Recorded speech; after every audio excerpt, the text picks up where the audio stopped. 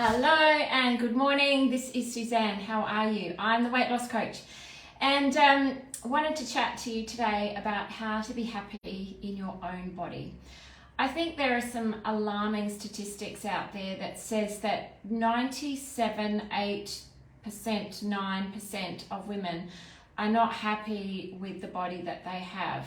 And it even goes so far, there are stats in the United States about young girls as, from 6 to 9 not being happy with the body that they've got.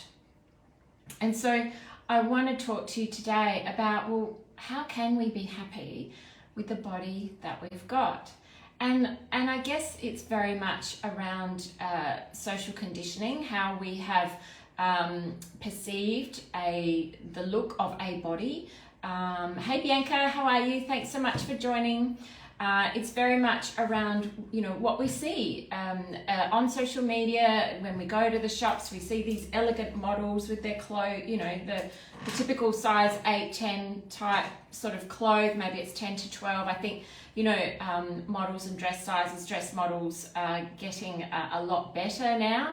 But we have this image in our mind that we should be a certain size and shape. There's this sort of thought process that, well, if you don't look that way, you don't get that. If you don't look this way, you don't feel that. That somehow or other you're excluded from having fun and life and being a part of, the world around us and not fitting into the norm. And it's pretty sad, really, and so much of it is around social conditioning, what we see, and how we grew up too, and how our parents grew up. And I think I've said to you before in the past, my mum, and whom I love dearly, but she had this thing in her mind, and it was very evident. I'm still aware of it, and I knew it from a very young age, that it was important to her to have a 22-inch waist. Now, I don't know if you've ever got a tape measure out, but I think a 22-inch waist is like this. It's just ridiculously tiny. Who has that kind of waist? But way back in the 60s when I was born, and even before, ages of kings and queens, I don't even know what years that was, but they had tiny little cinched waists, and you had corsets and you pulled your waist in, and you had to have a shape. It was very much around looks and the fashion of the time. And so all of that, pervades right through time and now. And now, of course, we've got Instagram and Facebook, and people posting these unrealistic, unattainable bodies in the main, which have been photoshopped, or the person has just really push themselves to the max to get that kind of body, because it seems to them that that's accepted, and that's what people want. And so for many women, that's just not attainable. It's too hard. We don't have the physiological makeup to have those kinds of bodies. We're all different. We all have different sizes. We have different bone structures. We have different metabolisms. We have, we're all brought up differently. So what I want to do is to help women to just love the body that they're in, and if they can't love it, accept it, and if they can't accept it, then just look after it, because all of this will lead to being at peace with the body that you have. And just as an aside, there's a wonderful movie on Netflix called Embrace, and the woman that wrote that, I can't think of her name, that filmed that, it's a doco, won Australian an OAM Australian medal this year. It's a fabulous documentary about women's bodies and their shapes. So I highly recommend. It's on Netflix, called Embrace. Have a look at it. Will change the way you think about bodies. And so what I see in my practice, in my coaching room, is that so many women are very disconnected from their body. They simply do not like anything that goes down here, and a lot from up here as well. But typically, it's whatever's below the neck.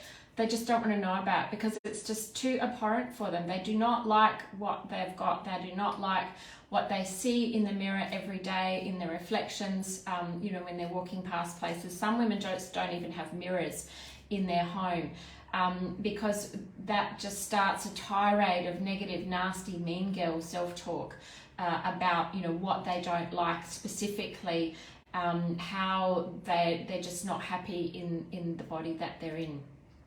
And this is what we call disembodiment. We're very disembodied, very much in our head, thinking about all the things that we don't want, but not focusing on the things that we do want. We're always, thinking about, well, I don't like this part, I don't like that part.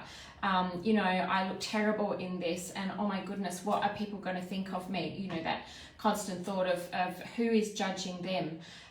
When in fact, we are always judging. We are judgmental people. We're brought up that way. And it's interesting to know, if you're judging out, it's quite likely that people are judging back in your mind. So, but I want you to get out of those thoughts of judging people and accepting them for who they are, because ultimately we need to accept us for who we are. And being disconnected from our body, just, not liking it, not wanting it, talking, saying nasty things to it, is just not going to help the cause if you are wanting to shift weight, lose weight, if that's your goal. So how do we do this? How do we like the body that we've got? Because we all have this image of this body that we want. We all want to look a certain way. We want to have this shape, this size, this weight. We want to wear these clothes. And, it's all a future projection. But it's really based on what we don't want now. Hey Jill, thanks so much for jumping in.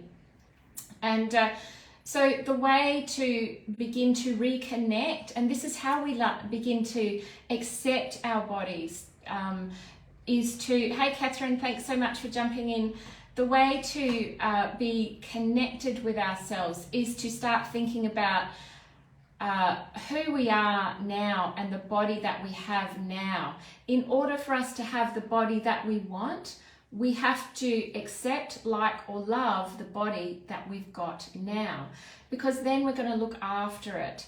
And looking after your body, being connected with your body, feeling the little nuances of your body, even going for a walk or doing some form of exercise or movement, and you feel your muscles the next day, or you feel the breath in your body, that your heart rate rises, your lung function increases.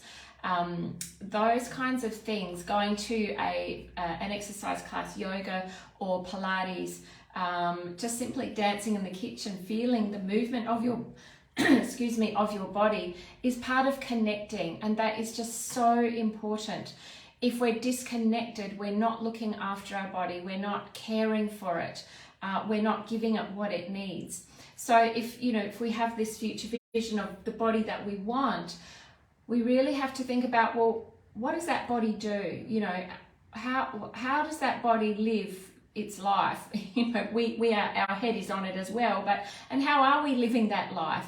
How are we, head and body as one, how are we doing life? So are we taking care of it? Are we giving ourselves time? Are we giving ourselves nutrition? Are we giving ourselves love and joy and pleasure and laughter? Are we living the life in its entirety without just getting stuck in our head and not allowing ourselves to be social, to be active, to be seen? Because these kinds of things are very, they're acts of disembodiment, and we don't want to be disembodied. We want to be embodied. We want to be at peace with the body that we have, because they're pretty amazing. If we can walk and talk and have full functionality, that is amazing. And when we start caring for it, our body starts to work in a way that, you know, our ideal is looking for, and it will begin to shift shape. The health of your body will improve the appearance of your skin, your hair, your nails, your energy levels, so that you can start to be active and get out there and feel better about yourself rather than hiding away. So being embodied is a way to begin to love your body.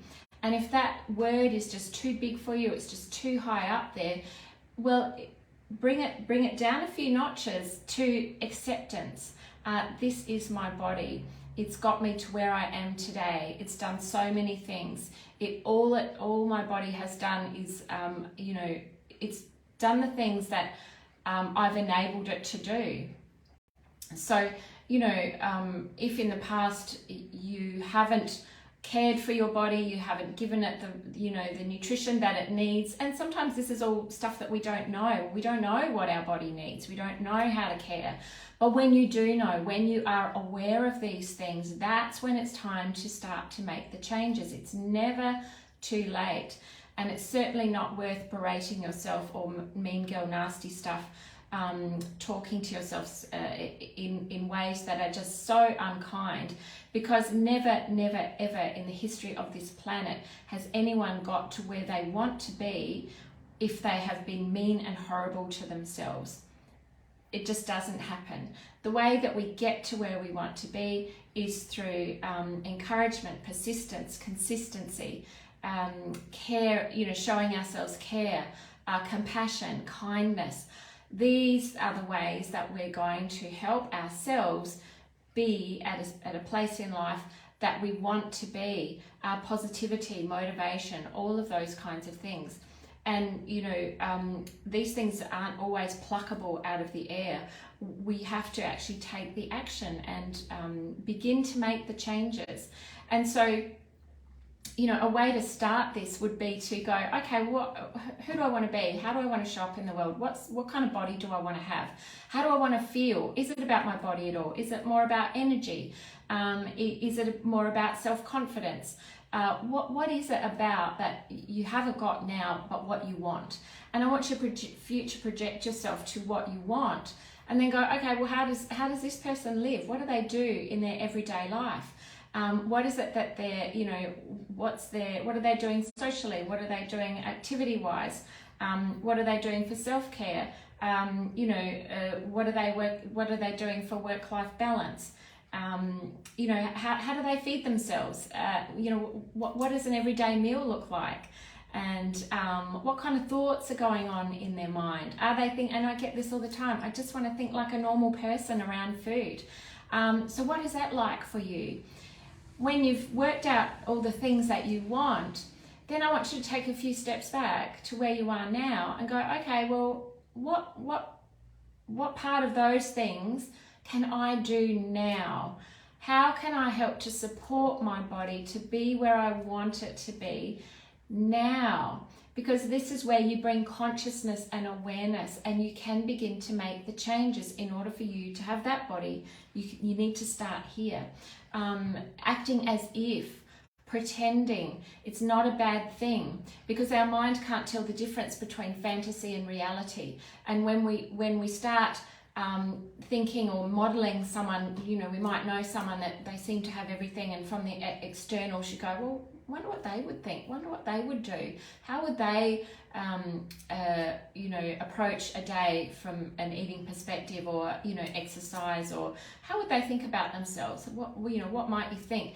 And then just try it on, practice it. Literally your mind will start to go into that mode. Because once again, you know, our mind is so powerful, it can't tell the difference between fantasy and reality. We can create these thoughts in our mind, just like children run around in the backyard and, you know, they pretend they're Superman flying around, or, you know, they've got their horse and they've just got a broom and they're galloping around. Their minds are so beautiful, so active, so free and fresh. And we can do this too, you know, if you've sat down with grandkids or little kids and you know, practice cups of tea and stuff, you can really get into it. you know, it's not, we don't have to just do that in those moments. We can do that in any moment. So it's really about turning on your active imagination and using it to your advantage, and being aware of the power of the brain. And it's, you know, no different to goal setting. You know, if you set yourself a goal to achieve something, you really have to start doing the small bits, the small pieces that are going to get you towards that goal. So it's about sort of backtracking. This is where I want to be. So what parts of that can I start doing now? And, you know, if it's about I want more energy, well, look at the food that you're eating now. Is that food giving you energy? What could you do? And perhaps it's about up leveling and creating and making sure that you've got, good quality food available to you to eat as snacks, or even in the cupboards and the fridges, and have a pantry clear out, fridge clean out. And next time you go shopping, just filling it with beautiful, vibrant, fresh, lovely, you know, good tasting food that has nutrition, that has nourishment in it. And these are the things that are going to give you the energy, and then all of a sudden you feel more vital, and you feel like you might want to go for a walk every day, or not. You know, it might not be every day, it might be every couple of days, it might just be getting outside and going for a walk. And these are the things that will also drive your energy levels. The more you use your energy, the more energy you'll get. So I hope that's been helpful. I'd love to know your take on, you know, how to love your body. And, you know, these are things that I work with my clients on, and there's lots of other ways to start to shift that mind around and reframing a lot of and being aware of the mean girl, nasty self-talk, because that in itself creates the stress response in the body. Which is not helpful when you're wanting to lose weight. It's just telling the body to hold on to fat, store weight, and not build muscle. And these are the things you do not want when you're wanting to, you know, shape shift your body. So that's it from me. Happy Wednesday, everybody. And yeah, love to know your take on embodiment, being disembodied, being embodied. Let me know if you've had a look, if you've watched that movie Embrace. It's fantastic. It's on Netflix. I'm not sure if it's on binge, but it's amazing. And if you get a chance to have a look at it, I highly recommend. But have a wonderful day, everyone. Bye bye.